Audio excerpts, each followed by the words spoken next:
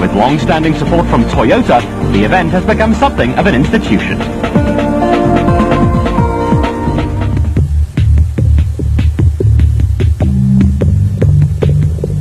It was that time of year again when Botswana goes a little crazy with Toyota 1000 Desert Race fever.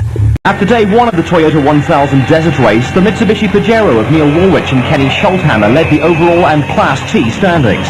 Second in Class T were multiple SA champions Arpi Reinecker and Robin Houghton in the Castrol Toyota Land Cruiser, with rally ace Enzo Kuhn and Francois Jourdan leading Class D in the Works Mitsubishi Colt. Despite a spectacular entrance to a day one service point, Nas Leroux and Henny de Stega were second in Class D in another Colt, with Jean-Pierre Joubert and Errol Hodgson leading Class E in a Toyota Hilux. Second in Class E were Barberspan 500 organizer Yanni Visser and Christophe Van Niekerk in another Toyota Hilux, in welcome respite for competitors and service crews after a grueling day.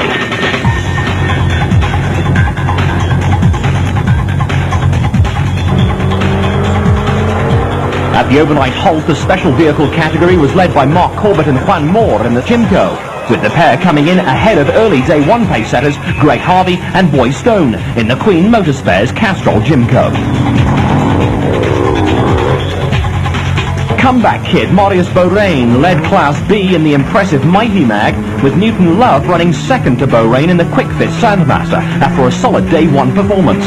The overnight results made for some interesting reading, with developments in the various classes tailor-made for some dramatic racing on the final leg back to the finish in Gaborone.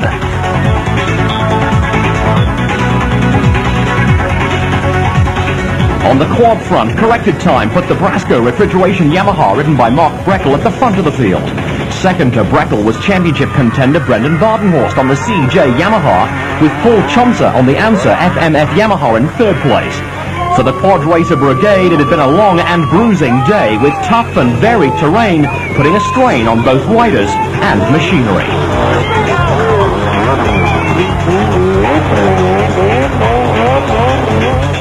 A good position for Mark Breckel at the end of day one, but the challengers were queuing up behind him.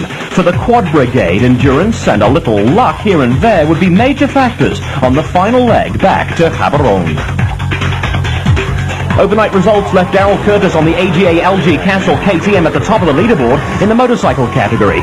Curtis also led the open class ahead of Errol Dalton on the factory Honda, with the day one demise of pre-race favourite Alfie Cox a major talking point at the overnight halt. In the 250 class, Rian Finikirk led AGA LG Castrol KTM teammate Elmer Simons, with a good battle between the pair on the cards on the homeward leg of the Toyota 1000 Desert Race.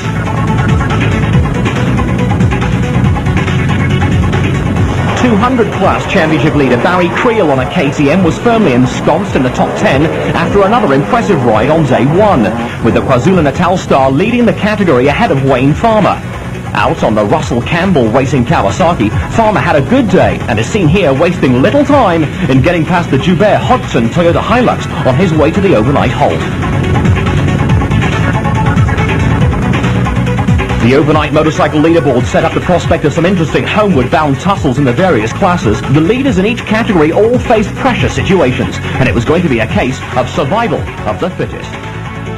An outward loop on the day two route would take competitors deeper into the Botswana bush before backtracking back to the finish in Gaborone. It was cold and misty, with the overnight halt area looking like a Roman encampment from days of yore.